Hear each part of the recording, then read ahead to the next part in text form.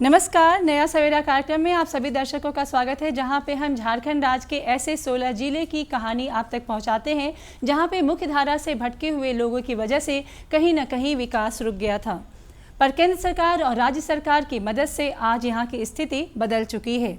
केंद्र सरकार और राज्य सरकार वचनबद्ध है कि मुख्य धारा से भटके हुए लोगों को मुख्य धारा से जोड़ने की। इसके लिए सरकार विभिन्न तरह की योजना चला रही है और उस योजना का लाभ हमें मिल रहा है। दर्शकों, आज हमारी कैमरा टीम आपको लिए चल रही है जिला सिमडेगा। जिला सिमडेगा में हम आपको मिलवाएंगे पालकोट निवासी तिलकमन साहू जी से। तिलकमन साहू जी कहीं न कहीं अज्ञानतावश या किसी के बहकावे में आकर मुख्य धारा से भटक चुके थे, लेकिन सरकार की चलाई जा रही योजना का लाभ उन्होंने उठाया और वो आज मुख्य धारा में जुड़ चुके हैं। तो चलिए रुक करते हैं सिमडेगा जिला और मिलते हैं तिलकमन साहू जी से, सुनते हैं उनकी कहानी उन्हीं की जुबानी। सिमडेगा जिला के सदर ब्लॉक के कुंज नगर गांव में जब आप पहुंचेंगे तो यहाँ एक मकान दिखेगा।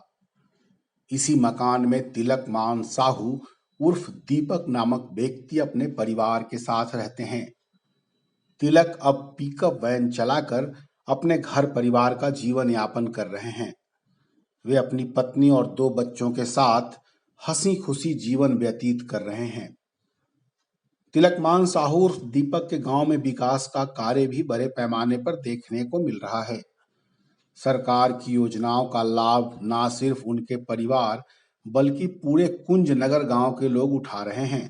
दर्शकों, हम आप सबको इस कार्यक्रम के माध्यम से लगातार दिखाते आ रहे हैं कि किस प्रकार से पुलिस प्रशासन जो लोग मुख्य धारा से भटक चुके हैं उन्हें पुनः मुख्य धारा में जोड़ने का कार्य कर रही है, साथ ही विकास के कार्य भी ग्रामीण इलाकों में कर रही है। इसी कड़ी में आज हम पहुंचे हैं सिमडेगा जिला के सदर ब्लॉक अंतर्गत कुंज नगर निवासी तिलकमन साहू जी के पास। तिलकमन साहू जो मुख्य धारा से भटक गए थे, लेकिन पुनः उन्हें मुख्य धारा में पुलिस प्रशासन के द्वारा जोड़ा गया है। तिलकमन साहू गुमला जिला के पालकोट प्रखंड के निवासी हैं, लेकिन अभी ये सिमडेगा में रह रहे हैं। आइए इनसे हम बात करते हैं। मेरा नाम है तिलकमन साहू। मेरा घर गुमला जिला पालकोट प्रखंड उमड़ा टोली है। अब वर्तमान में भी मैं सिमडेगा में कुंज नगर में रहता हूँ। आप ये बताइए, आपकी पारिवारिक पृष्ठभूमि क्या रही? मेरा घर में खेती बाड़ी करते हैं माँ पिताजी सब, और उसी से हम लोग का जीवन यापन चलता है। और हम पढ़ाई लिखाई किए हैं मैट्रिक तक। मैट्रिक तक पढ़ने के बाद आप संगठन में किस तरह से जुड़े? उसमें हम मैट्रिक एग्ज़ाम देने के बाद हम गांव में रहे, तो उसी में से कुछ दोस्त लोग बोला कि चलो कुछ काम है, कहा कि ठग के हमको ले गया। ले जाने के बाद में गए तो देखे वहाँ पर मैंने पार्टी वाला बैठल है, तो उसमें मुलाकात हो। पहले से उससे परिचित था, तो फिर हम लोग बैठे उठे, पानी उन्हें दिया, कुछ दिया, फिर बैठे और साथे रहे। उसके बाद में हम लोग कहे कि अब चलो, तो वो बोला कि नहीं सर, वो रुक लो आज। उसे करते करते हम लोग 2-4-5 दिन रुकने के बाद में हम लोग के बाद हल्ला हो कि इन लोग गया कहाँ घर से, कहे कि घर में हम बोल के नहीं आए थे। तो धीरे धीरे वो हल्ला हो गया कि इन लोग चल गया है उधर। तो इसी को लेके यहाँ पर एक शांति सेना जो था वो मेरा घर आया, पता करने लगा, और प्रशासन को भी खबर गया, वो भी पता करने लगा। तो उससे हमको फिर डर उत्पन्न होने लगा कि इन लोग हमको पकड़ेगा या मारेगा, जिसकी वजह से डर से हम धीरे धीरे उधर ही रहे। रहने के बाद जैसे भी मैंने वहाँ पर पढ़ाई लिखाई जो होने लगता है, मैंने जो उसका जो सिस्टम है, और हम लोग को भी पढ़ाने सिखाने लगा, तो हम लोग भी समय से मैंने पढ़ते बैठ के, तो रहते रहते हम लोग को भी थोड़ा सा आदत भी हो गया रहने का, और प्रशासन की ओर से डर भी होने लगा, और कुछ कांड हुआ तो केस भी होने लगा, जिसकी वजह से हमको उधर ही रहना पड़ा। आपको यह बता दें कि तिलकमान साहू उर्फ दीपक पर एक समय में 5 लाख रुपए का इनाम सरकार ने घोषित कर रखा था। तिलकमान आज से करीब 17 साल पहले मुख्य धारा से भटककर उग्रवादियों का स्वयंभू एरिया कमांडर बन बैठा था। अपने घर परिवार गांव से दूर जंगलों की खाक छानने पर वह मजबूर था, लेकिन देर से ही सही वह मुख्य धारा में वापस लौट आए। संगठन में रहने के बाद हम लोग को धीरे धीरे वहाँ पर रहे तो वहाँ पर अब आदत भी हो गया। होने के बाद में हमें धीरे धीरे प्रशासन मेरा घर भी कुड़की जब्ती किया। मेरा नुकसान ही हुआ और उससे संगठन से हमें कुछ नहीं मिला, नुकसान हुआ उसका। तो उस तरह से अगर देखने से मैंने संगठन में रहने से मैंने घर दूरा कुड़की जब्ती और अन्य अन्य गांव घर में थोड़ा लोग अच्छी नज़रिया से देखने नहीं लग रहा है कि मैंने उसका बेटा पार्टी में गया है, फलाना ही गया है। विभिन्न तरह से लोगों का भावना में उत्पन्न होने लगा। आपको करीब 9 साल संगठन में गुजार दिए, किस उद्देश्य से? एक्चुअली हम सबसे पहले गए थे 2002 में, से लेके 9 तक रहे हैं। उसी में हम सिमडेगा तरफ से जा रहे थे गांव, तो पालकोट में कुछ काम को जैसे हम रुके तो हमको प्रशासन वहीं पकड़ा और उस दरमियान में हमें जेल में 3 साल रहे। निकलने के बाद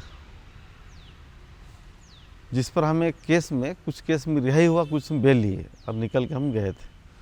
तो जाने के बाद में प्रशासन जब आया बड़ा स्पीड से, मतलब बाइक में और जीप गाड़ी से, और मेरा ही तरफ बढ़ने लगा। तो जेल से हम छुटबे किए थे तो हमको लगा डर, तो हम साइड हुए तो प्रशासन हम ही को दौड़ाया और दौड़ा के हमको पहाड़ चढ़ा दिया। तब हम उससे डर हो गया और फिर से हम दोबारा पार्टी में भाग गए। तो इस तरह से जब आप पार्टी में भागे, पार्टी में रहने लगे, पार्टी में आपको कहीं ना कहीं तो ये तो लगता होगा ना कि हम पार्टी में रह रहे हैं तो हमको कुछ ना कुछ फायदा है। क्या आपको कुछ फायदा समझ में आया? एक्चुअली फायदा तो हुआ नहीं, मैंने पूरी तरह नुकसान ही रहा है। आपको कब आत्मबोध हुआ कि आप जो है पार्टी छोड़कर मुख्य धारा की ओर मुड़े? पार्टी में सबसे पहले मैंने जातीय फीलिंग होने लगा, ये फलना मैंने जात है, ये आदिवासियों का हित का होना चाहिए, इस तरह से। और दूसरी में है कि अपना ही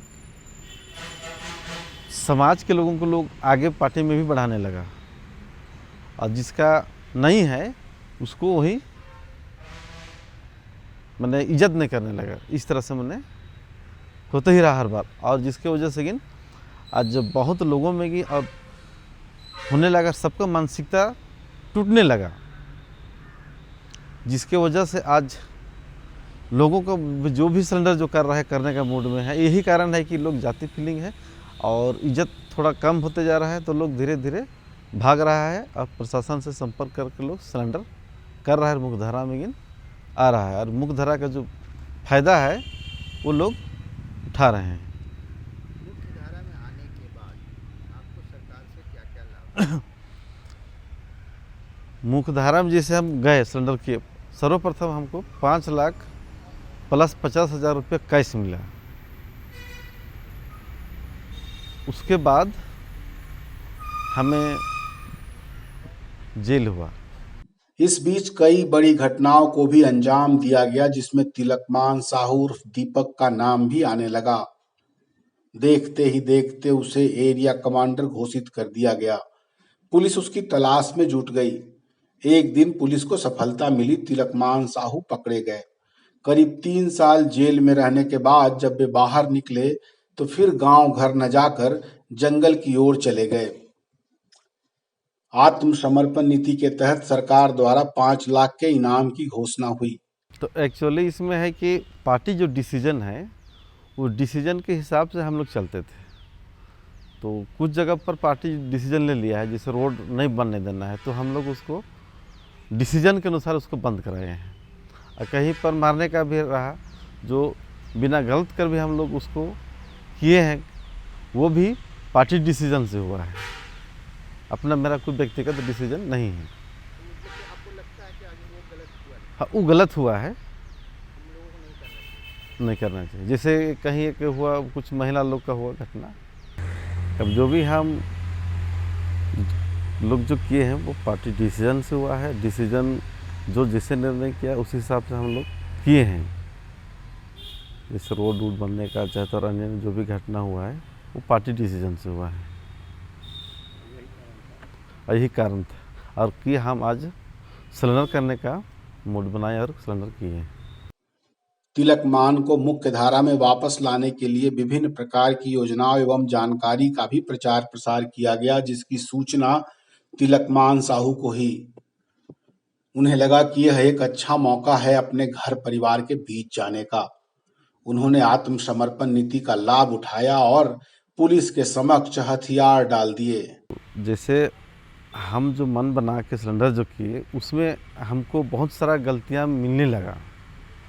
जैसे रोड को हम बनने नहीं दिए पार्टी डिसीजन के अनुसार, जिस पर एक नशार हो, जिस पर महिला लोगों का जो घटना जो हुआ वो नहीं होना चाहिए, यही सब हमको पार्टी डिसीजन सही नहीं लगा, जिसको वजह से आज हम सरेंडर किए।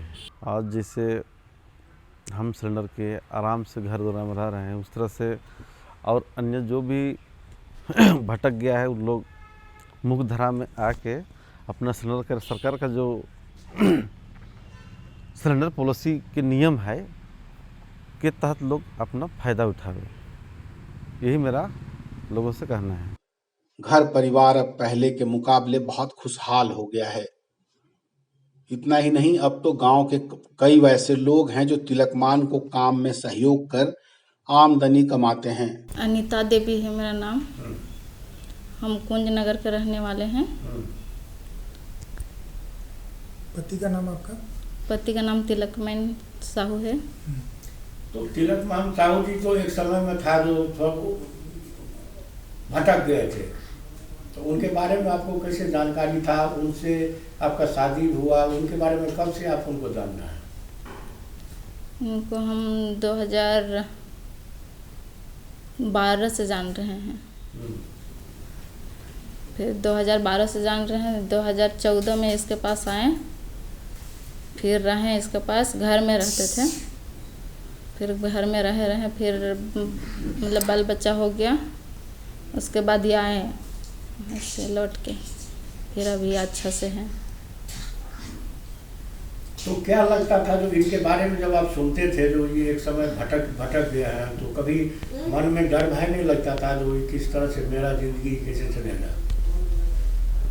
थोड़ा बहुत तो लगता था। फिर हम सोचे कि कभी लौट के जरूर घर आएगा और अच्छा से रहेंगे। आप इनको समझाते नहीं थे उस समय में? समझाते थे कि आ जाओ घर, रहेंगे साथ में कह के।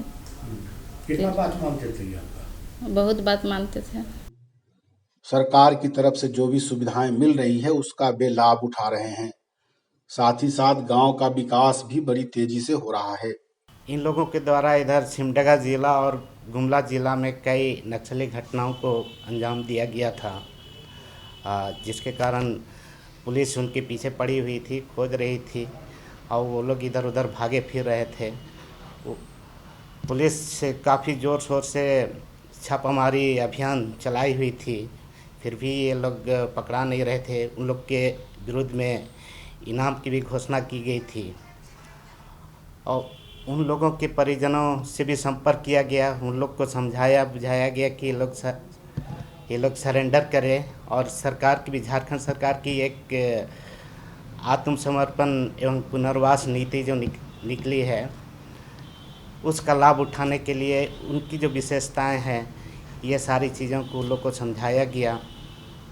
और हो सकता है कुछ उन लोग को समझ में आया। और इस बीच 2016 में ये दोनों नक्सली हथियार के साथ आत्मसमर्पण किया और वर्तमान में आत्मसमर्पण नीति के तहत जो सुविधाएं हैं उसका वो लोग लाभ उठा रहे हैं। दर्शकों, चलते चलते हम कार्यक्रम के अंतिम पड़ाव पे आ गए हैं, जहां हम आपसे विदा लेते हैं और विदा लेते समय एक वादा करते हैं कि जहां पे मुख्य धारा से भटके हुए लोगों की वजह से अंधकार के बादल छाए हुए हैं, वहां पे हम नया सवेरा का उदय जरूर करें। अगले अंक में फिर होगी अपनी मुलाकात कार्यक्रम नया सवेरा के साथ, लेकिन चलते चलते हम आपको याद दिलाएंगे कि कोरोना महामारी बीमारी फिर से अपना पांव पसार रहा है। इससे ज़रूरी है 2 गज दूरी, मास्क भी है ज़रूरी, और अगर आपने अपना टीकाकरण नहीं कराया है तो अपना टीकाकरण अवश्य कराएं। अगले अंक में फिर मिलते हैं कार्यक्रम नया सवेरा के साथ, तब तक के लिए हमें दीजिए इजाज़त। नमस्कार।